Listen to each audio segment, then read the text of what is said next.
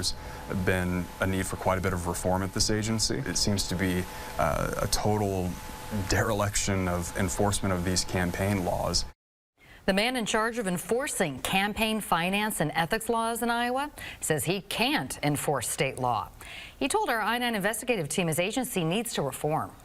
And those reforms have to come from the state legislature. I-9 reporter Ethan Stein is in the studio now to explain why Iowa's campaign laws are impossible to enforce. Beth, Jim, candidates and PACs in Iowa must tell the Iowa Ethics and Campaign Disclosure Board who is giving them money and how they are spending those campaign donations.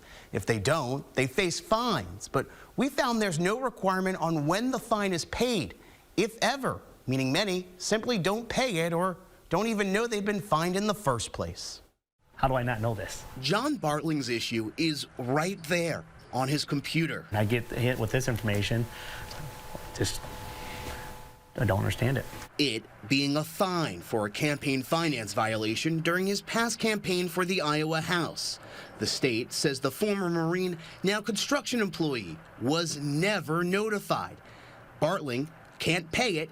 He doesn't even know how much the fine is worth. I'd like to know what I owe here, and it seems like a money grab. It honestly seems like a money grab. It is not a money grab. State law requires a fine anytime a candidate or advocacy group is late filing reports with the state. The campaigns for Iowa Democratic Chair Ross Wilburn and now Republican Congresswoman Marinette Miller-Meeks are among the thousands to get fined. But according to state data, our KCRG TV9 I-9 investigative team found they didn't pay those fines, and neither did hundreds of other Iowa politicians and advocacy groups. And that was another thing that I was quite surprised by when I took over as director last year. Ethics Board Director Zach Goodrich enforces campaign finance and ethics laws for local and state elections, from city council to governor. He says fines don't get paid because there's no due date, meaning it doesn't matter if someone pays next month, next year, or even next decade. And it's a major oversight that we're working on fixing. How can that even happen? That's a good question. That's a question I've been asking to the staff here. It's a question that I've been asking to the legislature. Our I-9 team also found the agency's data is incomplete or just wrong. For example, State Representative Eric Jardy sent TV9 a cash check showing he paid a fine. He's still labeled as hasn't paid.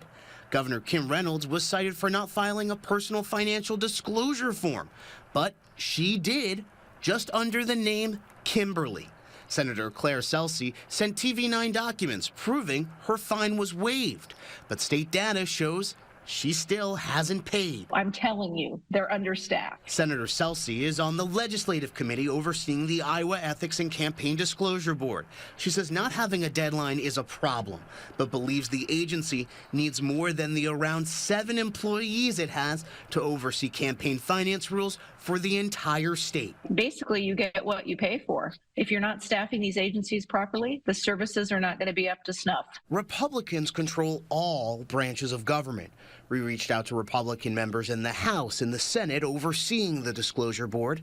None responded. You know, when you think you're done with things, you're done, right? Back at his job, John Bartling is trying to figure out how much he owes the state still. That is, if he'll ever pay it.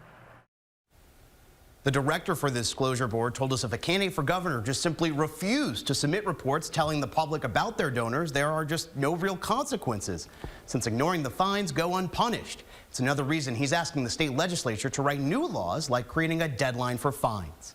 In studio, Ethan Stein, KCRG TV9 News.